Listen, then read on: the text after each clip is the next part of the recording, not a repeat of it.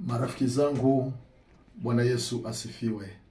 Mimi ni mtumishi wa Mungu, Dr. Daniel Moses Kulola, ni askofu mkuu wa makanisa ya The Sowers Evangelistic International Church, kifupi yanaitwa SEIC. Makanisa ambayo yamesajiliwa kwa mujibu wa sheria ya nchi yetu ya Tanzania, na tumepata usajili kamili mwaka 2022. Kwa hiyo ukiangalia tangu 2022 mpaka sasa tuna miaka kama mitatu ya utumishi. Kule tulikotoka ni parefu zaidi, lakini hapa ambapo tumeanzia ni pafupi zaidi. Na ukikumbuka kwamba nimefanya kazi ya Mungu miaka 35, sasa hivi tunaenda miaka 36, na miaka hiyo yote kama 32 yote nimefanya kazi chini ya kanisa jingine. Sasa Mungu amenipa nafasi tena ya kutumika kuongoza kanisa hili la SEIC nchi ya Tanzania. Lakini si Tanzania peke yake, Mungu ametupa neema. Tuna matawi kule India, tuna matawi pia nchi ya Burundi. Kwa hiyo leo nimekuja mbele zenu kukushirikisheni jambo ambalo litakuwa ni la baraka. Tumeanza ujenzi wa makao makuu na ujenzi wa kanisa la makao makuu kwa muda wa miaka. Katikati hapa kumekuwa na mwingiliano mwingi sana, ikiwa ni pamoja na COVID ambayo ikaharibu uchumi wa watu na watu kuhama kwenda huku na kule kutafuta ajira, maisha kwa ujumla. Kwa hiyo mwendelezo wa ujenzi wa kazi ya Mungu umekuwa ni mdogo sana. Na hii ndio picha ya kanisa letu hapa makao makuu. Kwa hiyo baada ya maelezo haya tutazunguka maeneo yote muone kazi ambayo Bwana ametupa mahali hapa, na nia yangu linakuja kwenu marafiki zangu ili muweze kunishika mkono. Sina mtu mwingine wa kunishika mkono isipokuwa wewe unayenisikiliza. Tunahitaji tulimaliza hili jengo yani kanisa, na hii ni ofisi yangu ya muda. Baada nitakuonyesha ofisi ambayo tunaijenga pale nje, lakini hii ni ofisi yetu ya muda ingalau tuanzie. Yani kwa ujumla ni baada ya kuwa tumeanza kanisa hili nilianza zero kabisa kupanda juu. Ni neema ya Yesu Kristo peke yake ndiyo imetufikisha hapa nilipo. Kwa hiyo yes, ni kanisa ambalo limesajiliwa, lina usajili kamili na lina baraka zote za nchi yetu ya Tanzania. Kwa hiyo basi twende nje ili nikakuonyeshe utendaji wa kazi ambayo tunaendelea nayo.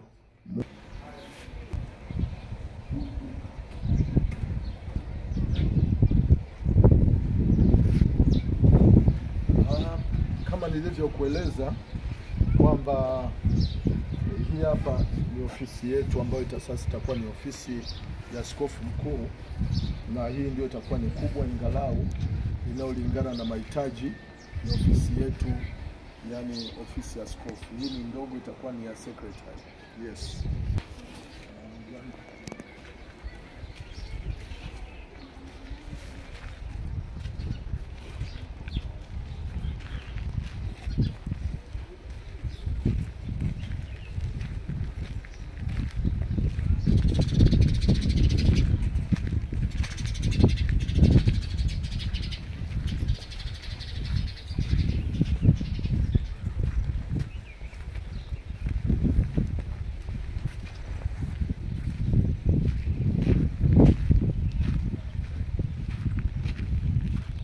Ukaona ndugu mtazamaji, hili ndio jengo tunalotumia sasa hivi. Hili jengo na hili jengo limejengwa kizamani sana. Kwa hiyo watu wamekuwa ni wengi, na unaweza ukaona hata ujenzi wake ni wa zamani, ya kwamba joto ni kali sana ndani, na kwa sababu paa lake ni fupi, na unaweza ukaona madirisha yake ni ventilations zake ni ndogo. Kwa hiyo ndio maana tumeadhimia kwamba tutakuwa na jengo kubwa ambalo linampa Mungu heshima. Na yes, hii ni nyumba ya Mungu. hata kama leo na kesho hatupo, hata kama leo na kesho hatupo, bado kazi ya Mungu itaonekana. Na sadaka inayowekwa kwenye majengo kama haya huwa sio ya leo na kesho, inadumu milele na milele. Lakini mwisho tunapoingia katika thawabu, wakati wa kulipwa thawabu, malipo haya yatasimama. Ninaona jinsi Suleiman alivyoweka mkono kumjengea Mungu nyumba. Mpaka leo Suleiman katika nchi ya Israeli anaheshimika sana. Daudi ambaye alianzisha wazo la kumjengea Mungu pia nyumba, mpaka leo katika nchi ya Israeli anaheshimika sana. Na vipi ukiangalia katika maandiko, Yesu alipokuwa akifanya kazi, watu walimfuata wakamwambia kwamba tunaomba muombee huyu ndugu yake, kwa sababu mtoto wake au ndugu yake, kwa sababu alitujengea sinagogi. Wanakumbuka matendo aliyoyatenda yule mtu, wanamuomba kwa Yesu ili Yesu aweze kumsaidia yule mtu. Kwa hiyo nakusii ungane pamoja nasi.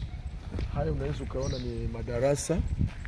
Kuna madarasa ya chuo cha Biblia pale.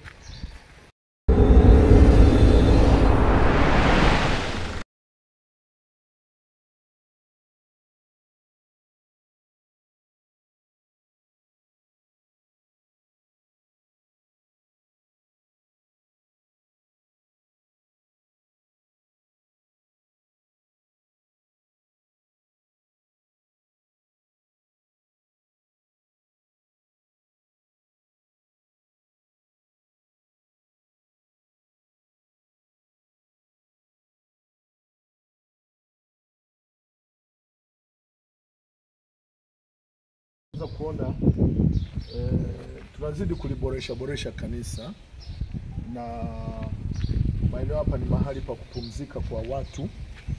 Tunajitahidi kutengeneza pale na mazingira mazuri, watoto wanacheza hapa.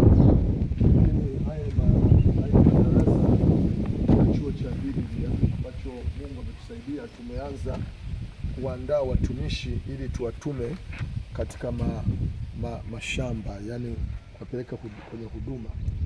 Na hivi ni vyumba. Kuna madarasa ya kule chini, kuna madarasa ya kompyuta, kuna madarasa ya vyerehani kule chini, alafu kuna madarasa kuna ofisi ambayo tunaitumia kama sehemu ya media kuweza kufanya editings na mambo kadhaa. Kwa hiyo ili eneo ndio tunalolitumia kwa sasa. Kwa hiyo tunataka tushifti twende kwenye hili jengo ambalo ni jengo kubwa litakalompa Mungu utukufu mkubwa. Hatuwezi kusema ile gharama ya mwisho kwa sababu gharama ni kubwa, ila mimi ninaomba tu kwa phase. Hatua hii ndio imenileta kwako ili niweze kukushirikisha jambo hili. Mungu akubariki sana.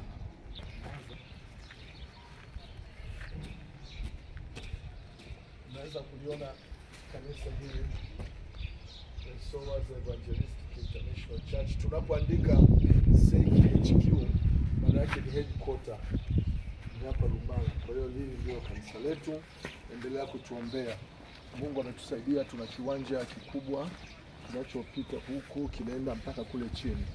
Sasa unaweza kuliona hili jengo unaiona hatua tuliofikia.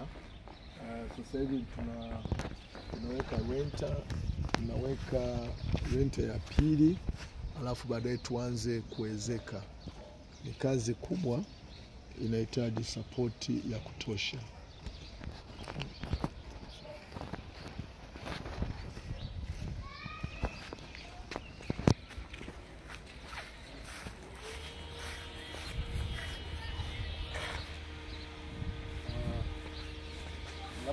Labda nikuonyeshe kwa ndani jinsi ambavyo tumedesign.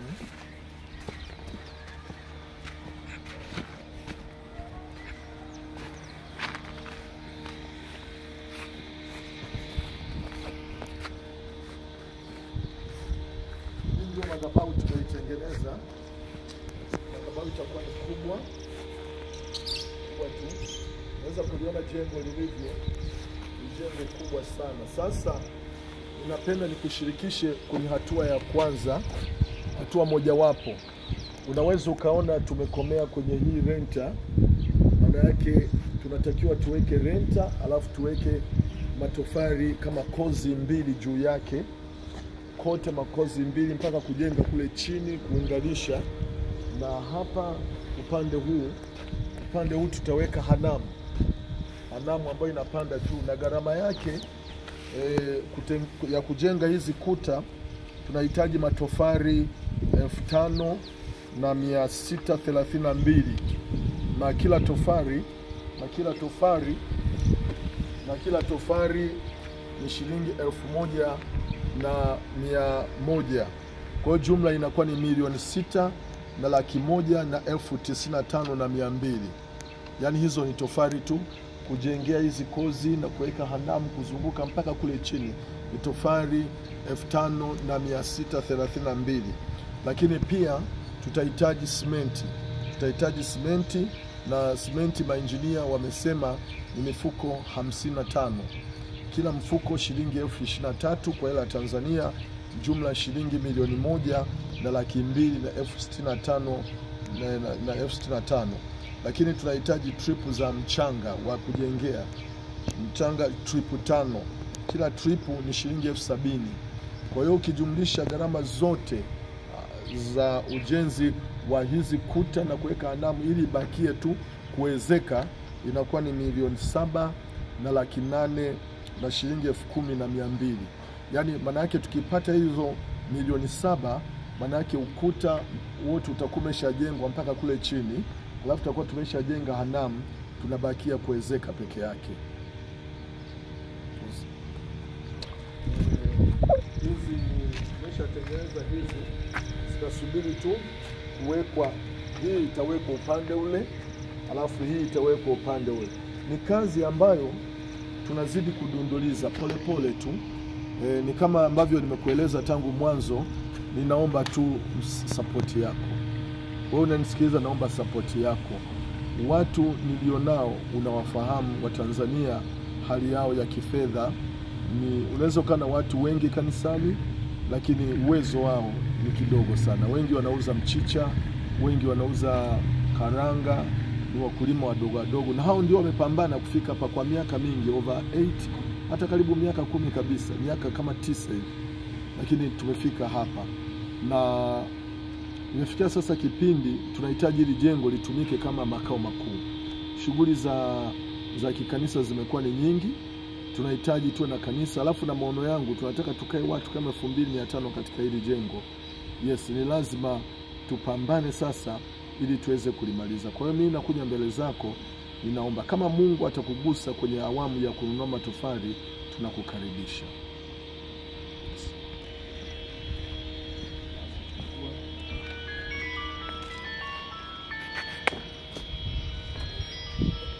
Ya pale.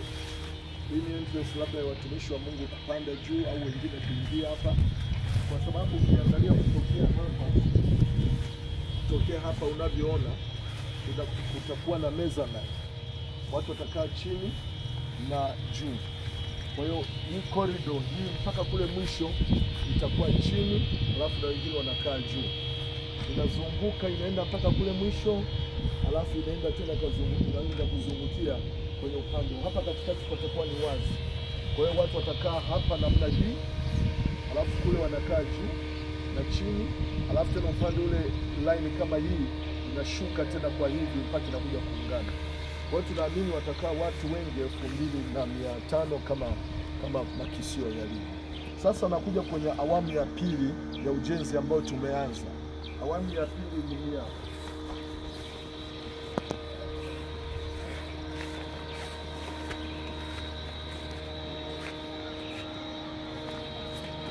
Awamu ya pili unaweza ukaona tuko hapa juu, chini hii ni slabu. Hii ni slabu, na tuliona kuliko tupoteze ardhi hii, ni vema tupoteze eneo hili, ni vema tusave chini, tuwe na vyumba na sehemu ya parking ya magari, au vyumba kama studio kama wageni kulala, kupunguza gharama ya kuwapeleka hoteli na vitu kama hivyo. Kwa hiyo ndio maana tuliona ile gharama ya kujaza udongo ambayo tuliona huku, maana hapa kote tumejaza udongo sana. Gharama hiyo imekuwa ni kubwa sana. Kwa hiyo ni bora tuweke slabu, tuwe na matumizi mawili tofauti. Kama tukiweka slabu tunakuwa tumepata na vyumba vingine chini ambavyo vitafanya kazi ya kanisa. Kwa hiyo unaweza kuona eneo hili tumeshaanza, tumeweka kipanda kadogo tu. Hata kipande kadogo kama tugharimu hela nyingi. Sasa tunataka tuende eneo hili lote la nguzo unazoziona hizi nguzo mpaka tufike pale. Tukishafika upande wa kule kutakuwa na kama stores za kuuzia labda vitabu vya kanisa vya neno la Mungu, kama kununua some bites, kama drinks, soft drinks watu wanapotoka kanisani, ule upande ule. Kwa hiyo milango itakuwa kule, watu wanaingia, wananunua bites, alafu wanaingilia pale, wanaingia ndani ya kanisa. Kwa hiyo nimekuja kwako tena kukuomba kwenye awamu hii ya pili ambayo tumeianza, ni awamu ya kutengeneza slab. Kwa naomba nikushirikishe katika hiyo kazi. Wana kazi iliyopo hata hapo niliposimama, tunatakiwa kuwa na vyumba. Tunatakiwa kuwa na vyumba na na hivi vyumba vyote vitatumika kupunguza gharama za kukodisha vyumba, kuwapeleka wageni hotelini. Tunataka tuwe na studio kwa zetu ziwe zina, badala kwenda kule mbali zinarekodi hapa. Itakuwa ni napunguza gharama. Kwa hiyo endelea kuchukua, mimi nazunguka sasa. Sawa.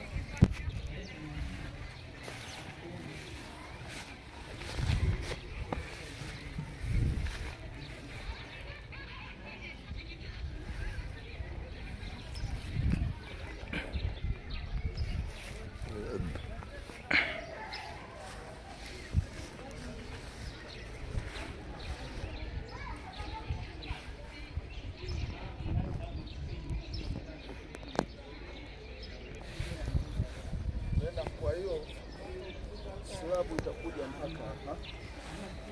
Kwa hiyo hii itakuwa ni milango ya maduka. Hii milango yote itakuwa ni ya maduka kwa chini, alafu kwa juu itakuwa ni kanisa. Na hili eneo lote la hapa mbele, ile show ya mbele itakuwa ni ya vioo. Kwa hiyo ilivyo vioo kwa nje mtu hawezi kuona ndani, lakini aliyemo ndani anaona nje. Hili litakuwa ni kutokea hapa unavyoona, kutokea hapa mpaka hapa. Eneo lote itakuwa ni corridor, ya kwamba watu wakiingia pale na kule wanakuwa wanazunguka hapa. Kunakuwa na desk, information desk hapa. Kunakuwa na information desk, wanapata information za kanisa na vitu kadhaa. Lakini baadaye sasa kutokea hapa kunakuwa na milango ya kuingia ndani. Kwa hiyo hiyo ndio taarifa ya slabu tunavyopanga itakuwaje. Labda nikueleze gharama ambavyo sasa tunawaza itakuwa. Mungu akubariki sana. Itakuwa ni slabu, kote slabu. Na hatua ya kwanza unaona sasa tumefanya, unaweza ukaona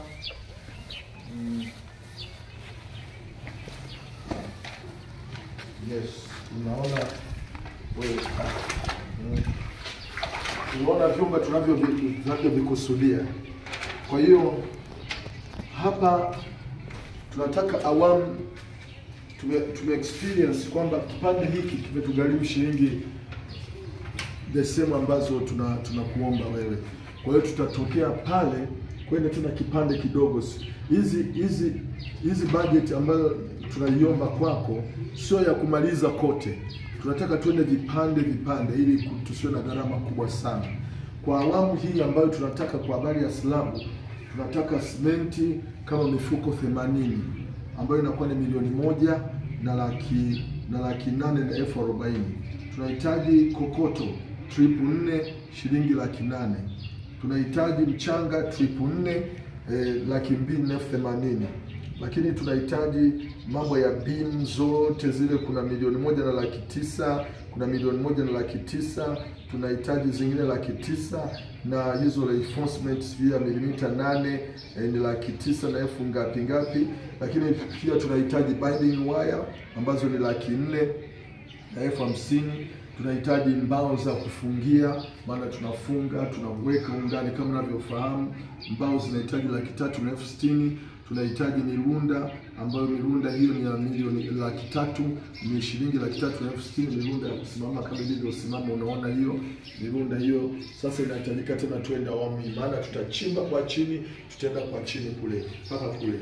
Lakini pia tunahitaji misumari kilo 50. Tunahitaji usafiri wa vifaa kama shilingi 100,000. Tunahitaji mafundi, hela mafundi wa jamvi kama milioni 3 na zaidi. Kwa hiyo jumla ya kutengeneza slabu nyingine ni shilingi milioni 13 na 800,000 na elfu 10,000. Kwa hiyo tunaweza tukafanya awamu hii kama tulivyofanya, tukafanya tena eneo lile. Kwa hiyo mimi nakuja kwako mtumishi wa Mungu, unajua fedha na dhahabu ni mali ya Mungu, na Mungu anawapa watu wake ili waweze kuitegemeza kazi ya Mungu. Ninakuja mbele zako kwa unyenyekevu mkuu, ninaomba mtusapoti. Hii sio nyumba yangu mimi Bishop Kulola, hapana. Maana leo na kesho mimi sipo, lakini hii ni nyumba ya Mungu ambayo pengine watu watakuja, ndugu zako, watakuja marafiki zako, watu watakuja na shida mahali hapo, wataondoka na furaha, wamefunguliwa. Watu wataondoka wako desperate, wataondoka wamepata matumaini. Watu hawamjui Mungu, wakiingia hapa watakuwa namjua Mungu. Hii ni nyumba ya Mungu. Mimi sijawekeza mahali ninapoishi, sijawekeza hata kwenye gari. Hela zote zinazopatikana ninaleta kwenye ujenzi. Hata kagari kangu ni kadogo tu, ka kawaida tu. Niliona ni vizuri nianze kwanza na Mungu, alafu kisha nimdai Mungu aweze kunifanya nibarikiwe. Tofauti na watu wengine wanaanza kwanza kuweka vitu vyao, wanakuwa ni matajiri katika dunia hii, kitu ambacho sikatai. Lakini Mungu hawampi nafasi, wanakuwa wanajenga, wanasali kwenye mabanda tu, lakini ukiangalia nje ya lile banda wanaloabudia kuna gari ya milioni 200, milioni 300. Unaona, ambavyo hizo milioni 300 angechukua angemjengea Mungu nyumba, utukufu wa Mungu ungeinuliwa. Kwa hiyo mimi nimeona nianze kwenye nyumba ya Mungu kwanza, alafu baadaye Mungu atajua ya kwangu. Kwa hiyo nakushirikisha kabisa, ninaomba unisaidie. Ile ya kwanza ni awamu tu ya kujenga kule juu. Kama tukipata hapa fedha, tukamaliza hizi slab, jengo tukianza yale matofali na kujenga, jengo litaisha, tunabaki awamu tu ya kuwezeka. Na baada ya hapo tunahamia kuingia kwanza kuabudu mahali hapa. Kwa hiyo ninakubariki kwa jina la Yesu, ninakuombea Mungu akuwezeshe au kamate moyo wako ili uweze kuona umuhimu wa kumjengea nyumba Mungu. Sio lazima utoe hizi milioni 13. Unaweza ukasema mimi nachagua vitu kadhaa, nachukua vitu kadhaa ambavyo vitakuwa vinakuwa ni sehemu ya mchango wa nyumba ya Mungu. Kwa hiyo unaweza ukaona kuna vitu kama hivi. Hii ni budget ambayo unaweza ukaiona. Unaweza ukachukua simenti, unaweza ukachukua kokoto, unaweza ukachukua mchanga. Katika hii namba 4, namba 5, namba 6, namba 7, zote hizi ni nondo. Unaona kuna nondo tani 1 milioni 1,900,000, kuna tani 1 tena milioni 1,900,000, hapo zimeenda karibu milioni 4. Ukiangalia kuna nondo za milimita 10 ambazo inakuwa ni nusu tani, na yenyewe inakuwa hiyo. Kuna hii hapa tena kuna nusu tani tena milioni 1 hivyo. Kwa hiyo zinaenda hivyo, zinaenda paka Mungu atakavyokugusa. Lakini pia nakuomba ni kuahidi kitu kimoja, kwamba kwa kuwa mimi ndio msimamizi, ni lazima niwe mwaminifu. Nilishakubaliana na mimi na Mungu kwamba ni lazima niwe mwaminifu katika kufanya kazi ya Mungu ikisimame. Kwa hiyo yote hii nimesimama kwa uaminifu. Kila senti ambayo utaisapoti kwangu haitadondoka hata siku moja, na Mungu akubariki. Ukitaka kuwasiliana na mimi ni Bishop Daniel Moses Kulola. namba yangu ya simu ni 0767 74 90 40. Narudia tena, namba yangu ya simu ni 0767 74 90 40. Hii namba ndio yenye M-Pesa. Tusapoti na Mungu atakubariki. Asante na Mungu akuinue zaidi. Ngoja nikuombee maombi ya kukufanya, maombi yatakao kufanya, maombi mafupi tu lakini yatakao kufanya Mungu aseme nawe. Bwana Mungu mtakatifu, namleta ndugu huyu ambaye amekuwa akiangalia kazi ya Mungu inavyofanyika. Tangu tulipoanza imekuwa ni safari ndefu, na kule tunakoelekea tunauona mkono wako. Ninaomba Mungu, yule ambaye atakayesikia ujumbe huu, kama huyu ndiye anayesikia, ninaomba sema na moyo wake, lakini zaidi ya yote mfungulie mlango. Anaweza akawa na nia ya kutusaidia, lakini milango ikafungwa. Ninaomba Mungu ufungue milango, ukichanganya na nia yake iliyo nzuri, tunaweza tukafika mahali kabisa kule tunakoelekea. Mungu akubariki, na Mungu akusaidie, na Mungu akuwezeshe, na upokee maombi haya ambayo ni ufunguo mkubwa katika vyanzo vya mapato yako. Katika jina la Yesu zuri takatifu. Amen. Na Mungu wa majeshi akubariki.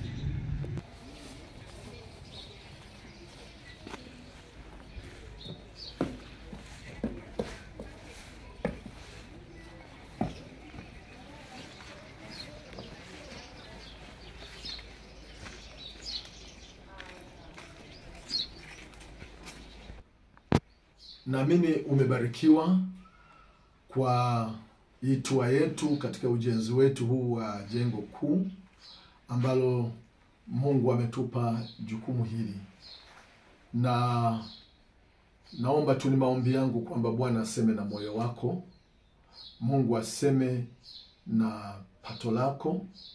Mungu aseme pia na utayari wako. Ninakukaribisha kanisa la The Soas Evangelistic International Church. Ukiangalia hata kwenye mitandao tunaandika kifupi SEIC, ndio maana yake. Tunakukaribisha sana. Lakini si tu kwa habari ya support ya kifedha, lakini pia tunahitaji hata maombi yako. Na ushauri wako pia ni wa muhimu sana, kwa sababu nimekuwa nikizunguka Marekani, naangalia ujenzi wa makanisa ya Marekani ni mzuri sana. Baadhi ya majengo ni mazuri sana, watu wametoa fedha zao wamemjengea Mungu. Na mimi nataka kufanya kitu kama hicho ambacho kitaacha alama katika vizazi vyetu. Namjengea Mungu jengo zuri, viti vizuri, yani unapoinuka vile viti vya sponji vizuri, tunaweka maskrini kule mbele, tunaweka wanamuziki kule mbali wanakuwa wanakaa kwa juu. Yani nataka watu wakifika kanisani waseme yes, kumbe hata watu waliokoka wanazo akili. Kwa hiyo shiriki pamoja nami, na Mungu akubariki.